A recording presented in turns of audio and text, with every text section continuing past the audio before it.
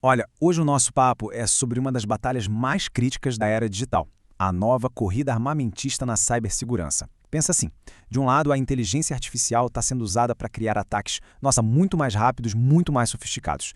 E do outro lado, adivinha? A mesma tecnologia é a nossa melhor defesa. Ou seja, a IA hoje é a arma e ao mesmo tempo o escudo. Bora mergulhar nisso? E para a gente ter uma ideia da urgência da coisa, vamos começar com um número. Se prepara. Um aumento de 72% em ciberataques que usam IA. E olha, não estamos falando de um futuro distante, não. Isso é projeção já para 2025. A escala, a velocidade da ameaça está tudo crescendo de um jeito exponencial. E isso acaba tornando as defesas que a gente conhecia, as tradicionais, quase inúteis. Sabe, tem uma citação do Bruce Schneier que resume isso perfeitamente. Ela nos lembra que nesse jogo de gato e rato da cibersegurança, a gente precisa entender que não é só uma guerra de algoritmos. É muito mais, é uma batalha de estratégia, quase um xadrez. Envolve entender a cabeça do adversário, o que motiva ele, quais táticas ele usa. A tecnologia, claro, é super importante, mas é a mentalidade por trás que decide quem ganha o jogo. Bom, e aqui está o nosso roteiro para essa análise, tá? Primeiro, a nova corrida armamentista digital. Depois, a gente olha o arsenal ofensivo da IA. Aí, vamos ver como se defender na velocidade da máquina, o papel da governança e das pessoas e, para fechar, a gente olha lá na frente, a fronteira quântica. Então, vamos começar entendendo a grande virada de chave. Por muito tempo, a gente via a IA como, sabe, uma aliada da cibersegurança. Só que agora, o jogo virou completamente. A IA está sendo o motor por trás de ataques tão sofisticados que os métodos antigos de só reagir ao problema já não dão mais conta. E o mais interessante é que isso não é um acaso. As próprias gigantes que estão na frente da IA, tipo a OpenAI e a Anthropic, elas mesmas estão soando alarme. Elas alertam sobre o risco do mau uso e batem na tecla da segurança responsável. Por quê? Porque elas sabem, melhor do que ninguém, o poder da ferramenta que elas criaram. Certo, mas como, na prática, os criminosos estão usando a IA? Bom, a tecnologia permite que eles façam um pente fino automático em busca de falhas, que criem fraudes super personalizadas em uma escala gigantesca e até que desenvolvam malwares que sozinhos se adaptam para não serem detectados. É literalmente um novo arsenal. E esse gráfico aqui mostra bem quais são as maiores dores de cabeça dos líderes de TI hoje. Olha só isso. Engenharia social avançada, tipo deepfake, está lá no topo com uns 60%. Logo atrás vem o phishing hiperpersonalizado e automação de ataques. O que isso quer dizer? Que a IA tornou a manipulação de pessoas algo muito mais fácil de fazer em larga escala e, o pior, muito mais convincente. Vamos detalhar um pouquinho. O que é esse phishing hiperpersonalizado? Imagina receber um e-mail que a IA escreveu e que parece de verdade que foi seu colega de trabalho que mandou. Perfeito. E o malware autônomo? Pensa num vírus que aprende sozinho, que se modifica para escapar do antivírus. E por último, os ataques à cadeia de suprimentos. Aqui o negócio é sério. Eles conseguem colocar um código malicioso numa atualização de um software que todo mundo usa. Ou seja, transformam uma ferramenta confiável numa arma.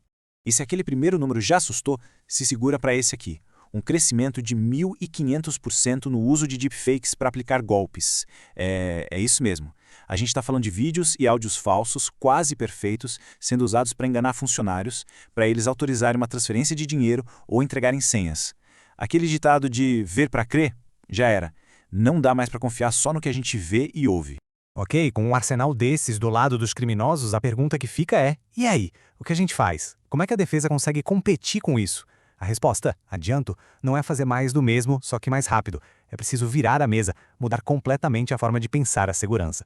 É aqui que a gente entra na nossa terceira parte. Pensa comigo. Se os ataques agora acontecem na velocidade de um piscar de olhos, guiados por IA, a defesa tem que ser igual. Precisa operar no que chamam de velocidade de máquina. Uma pessoa, um time, por mais genial que seja, não consegue mais acompanhar sozinho. A defesa moderna é outra história. É sobre automação, inteligência e, o mais importante, ser proativo. Essa comparação aqui é ótima para entender a diferença. A defesa tradicional era como um castelo medieval, sabe? Com um muro alto, um fosso. O foco era proteger o perímetro. Só que hoje, com todo mundo trabalhando de casa, usando a nuvem, cadê o perímetro? Ele não existe mais. A defesa moderna muda o foco. O novo perímetro é a identidade. Quem está acessando o quê? E ela não fica esperando o alarme tocar, não. Ela é proativa. Ela sai à caça de ameaças, usando IA para isso, o tempo todo. Então, tá.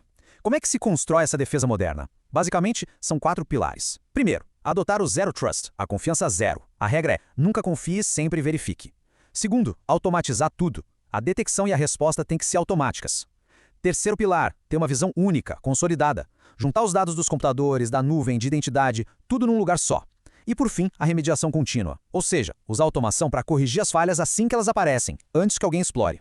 E por que essa mudança toda é tão importante? Bom, resumindo, porque funciona e economiza muita, mas muita grana. Quando se usa IA e automação na defesa, o tempo para identificar um problema pode cair em até 80 dias. 80 dias. E a economia média é de quase 2 milhões de dólares por cada violação de segurança. Então não é só sobre tecnologia, é sobre eficiência e sobrevivência financeira mesmo.